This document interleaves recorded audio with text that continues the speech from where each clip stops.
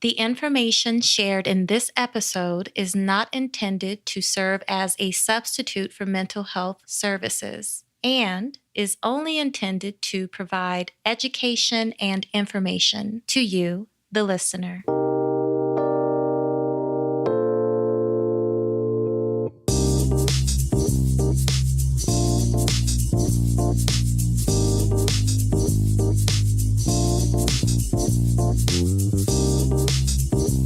Thank you for tuning in to today's episode of the Honeybee Podcast. I have the good fortune of sharing space with Ernesto Segismundo Jr., licensed marriage and family therapist.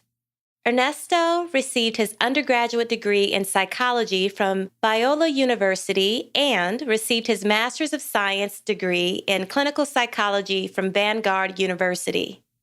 Along with Ernesto's counseling experience, he has conducted various classes and seminars on relationships and mental health-related topics, such as parenting, substance abuse, the art of maintaining healthy marriages, private practice social media, and video marketing. Ernesto is an adjunct professor at Hope International University and the Chicago School of Professional Psychology, Irvine, California campus. He owns and operates a group practice with offices located in Huntington Beach and Fullerton, California. Ernesto also supervises pre-licensed therapists in his group practice called CAV Family Therapy, Inc. He has dedicated much of his professional career helping mental health professionals learn how to market their practice through social media and video marketing. As a result, he created Filmit.com to help mental health professionals develop a web-based presence through video and social media marketing. To learn more about Ernesto, go to my show notes where you will find his website and his social media handles. Without further ado, here is my chat with Ernesto.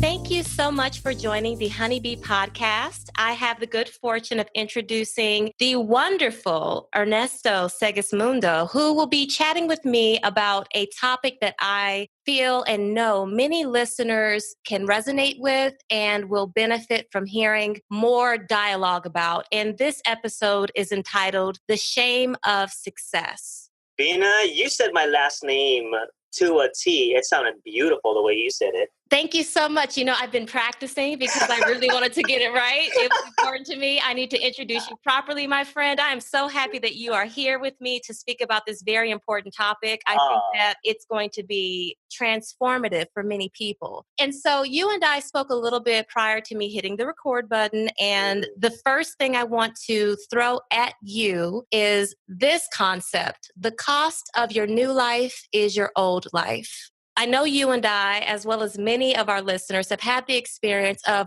having a goal in mind, and whatever success means to us is subjective, right? Mm-hmm. And so we have a goal in mind to attain a certain level of success. And I've had the experience of attaining success and losing relationships or relationships being strained, as well as other components of my life being altered in a way that I had not anticipated. I typically thought about all the warm, awesome goodies that came along with achieving goals and not so much the contrast of that. So tell me, Ernesto, what your thoughts are about the shame of success. Oh, absolutely. You know, as an entrepreneur and business owner, we prepare ourselves so much about how to fail, how to handle failure, when failure is going to come. But not very many of us really understand the concept of handling success. Right. And I want to approach our conversation from so many angles, especially from the cultural pieces of our journey. You know, when we think of what success and wealth looks like in our mind, our culture comes up, right? Where we've been told that is success. For my culture, money was a definition of success, right? And prestige and status. But many of us think of success as purposeful, as meaning, as a holistic happiness, an approach to well-being. All of those things are actually what I think and what I feel success is as an entrepreneur. Absolutely. I'm happy that you have different ideas and paths that you want to take during this conversation. So have you had the experience or maybe have had conversations with people who've had the experience of like, you know what? I graduated high school at the last minute. I know this is the case for me. I think around like the last semester of junior year up to the first semester of senior year, I'm like, you know what? I think I'll go to college. It wasn't really on my radar.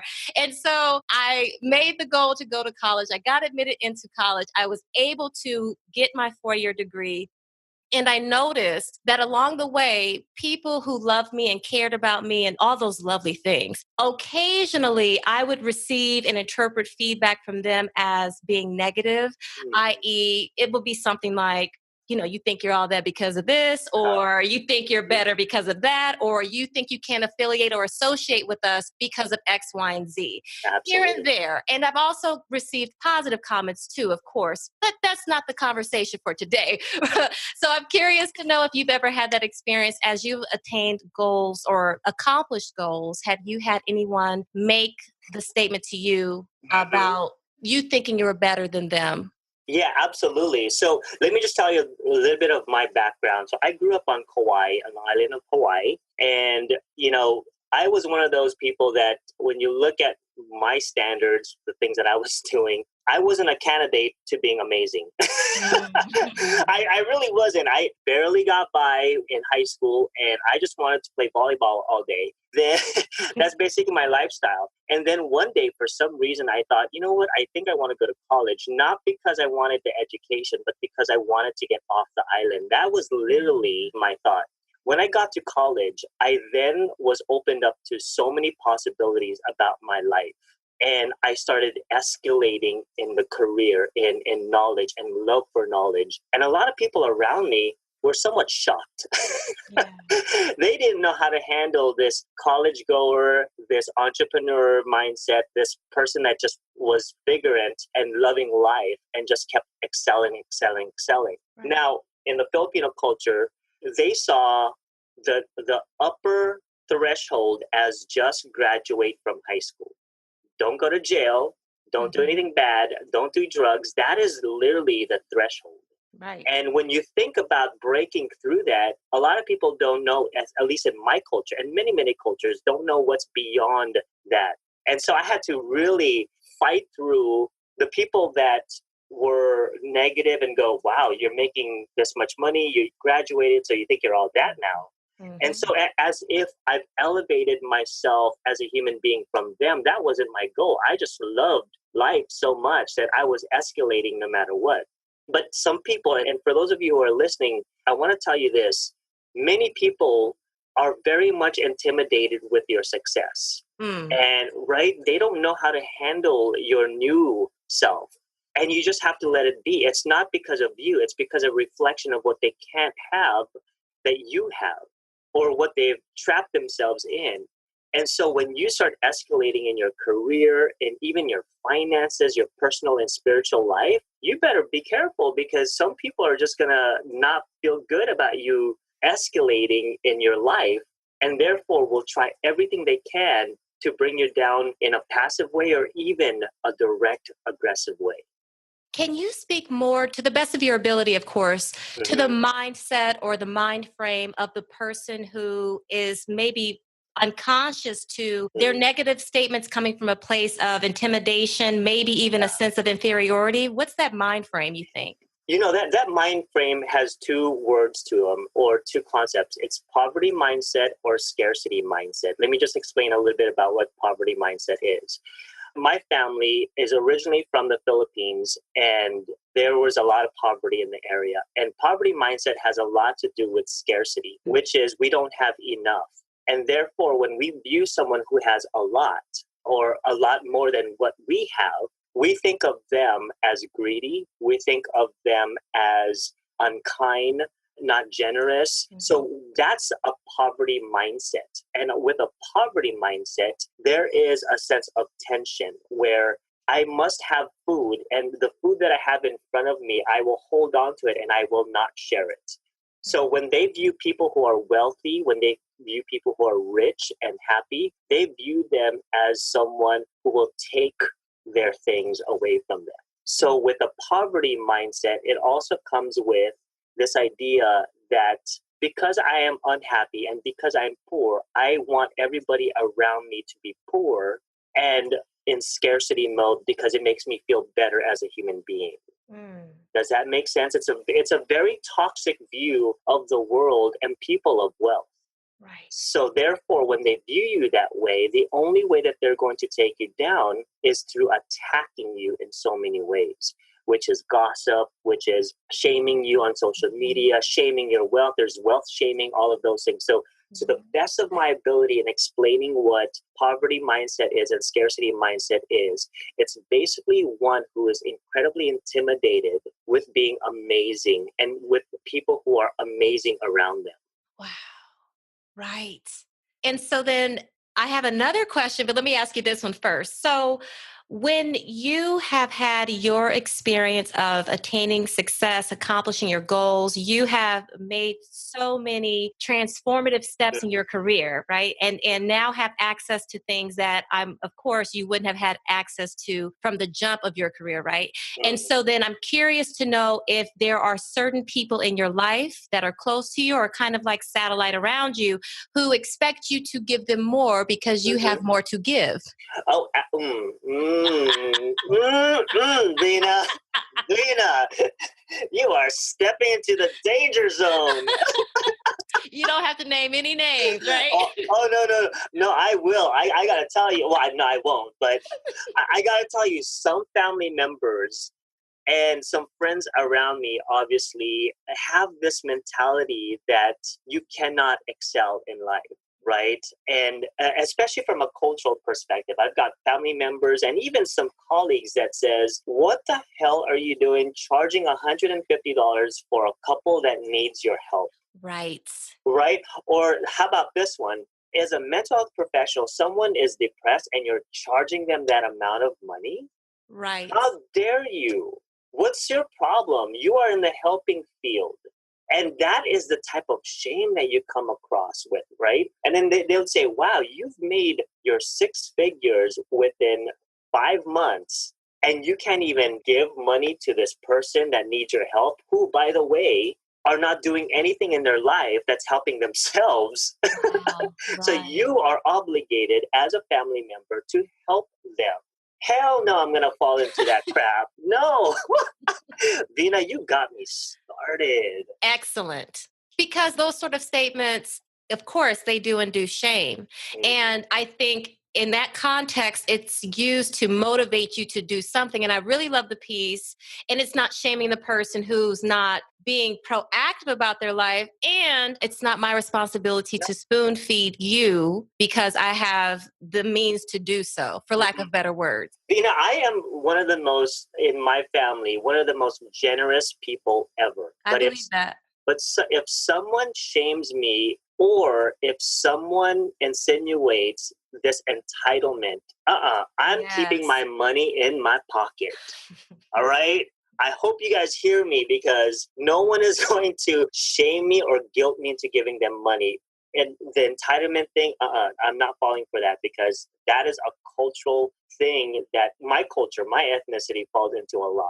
No matter how beautiful my culture is, my people are, we've got some dark corners. And I think many people from different racial backgrounds and cultural backgrounds will resonate with that 100%, for sure. And I love the fact that you declared it. Shame does not move me in that way because the shame becomes the strings and the person who's throwing out the shaming remarks begins to be the puppet master. And I'm not gonna do that dance, right? So I really love the fact that you named that. And so you were so skillful and keen in naming the mindset or the mind frame of the person who has the scarcity or poverty mentality. So I heard this quote, and I don't know the entire quote. The part that stood out to me the most was, with being successful, there is a requirement of practicing getting used to being alone without feeling lonely. And that's hard. So, what would you say to the person who, like you, who, like myself, have accomplished goals, still have more goals to accomplish, and then noticing their support system or their circle of friendships beginning to dwindle? You know, Vina, I think our relationship is a testimony to that you don't have to be alone. Yeah. I've seen you excelled. I've seen you claw your way to the top. Come Slowly, on. But surely. Right. But the thing is, you are moving up. So just the fact that we are having this conversation together, knowing that you live in one of my favorite places in the world, which is Vegas. Yes. I know that even the distance, I have full backup of you, right? I've got full support. So basically, people, if you're listening to this, surround yourself with people like Vina, with me, with supportive people that will celebrate your success and also be with you during the tough times. It doesn't have to be a lonely ride, right? That's right. But when you are surrounding yourself with people who are just wanting to take, it will be lonely. I got to tell you that. Yeah, 100%. And so then I'm curious to know, I could talk to you all day, right? I think the most important question, a nice little button to put on this excellent conversation that can certainly be spoken about further would be this. Ernesto, what is one kernel of truth or one nugget of wisdom that you would like to share with our listeners today? Oh, Vina, you got me going here. I'm about to have church up in here. Okay. If I start speaking in tongues, let me know, okay? I'm not mad at anybody. I'm not mad at you. Let's do it. Awesome.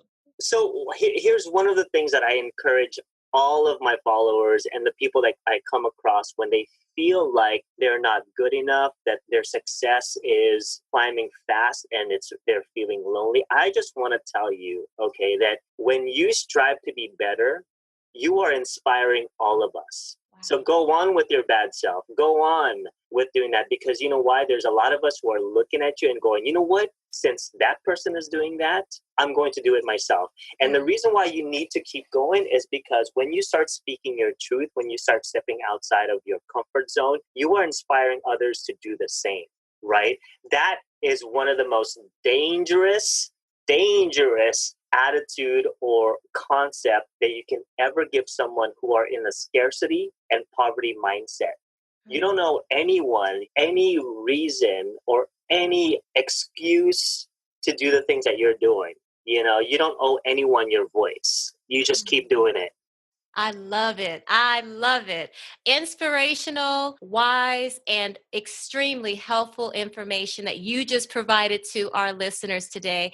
Ernesto, I cannot thank you enough. It is always a pleasure to share space with you. And I do hope we get to have an additional conversation, recorded or otherwise, about this topic and other valuable pieces of things to discuss. I hope that you have a wonderful day.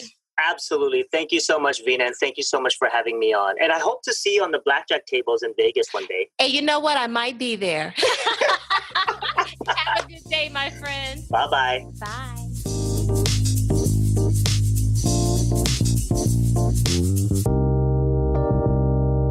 I truly had a wonderful time speaking with Ernesto about such an important topic. I appreciated his wisdom, his advice, and his authenticity about his own experiences with gaining success, accomplishing goals, and how he has managed to overpower any shame that he experienced from attaining the goals that he had in mind.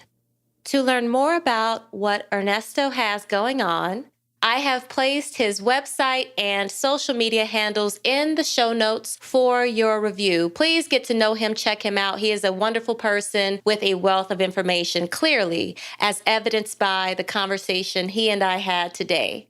And while you're checking Ernesto out, please go to my website, myhoneybeetherapy.com, to find out what I have going on, to also have access to old episodes of the Honeybee podcast, and because it gives you an opportunity to send me some sort of message letting me know what ideas you have for the podcast. So long as the feedback is respectful and kind, I'm here for it. Again, thank you so much for tuning in to today's episode. Until next time, peace.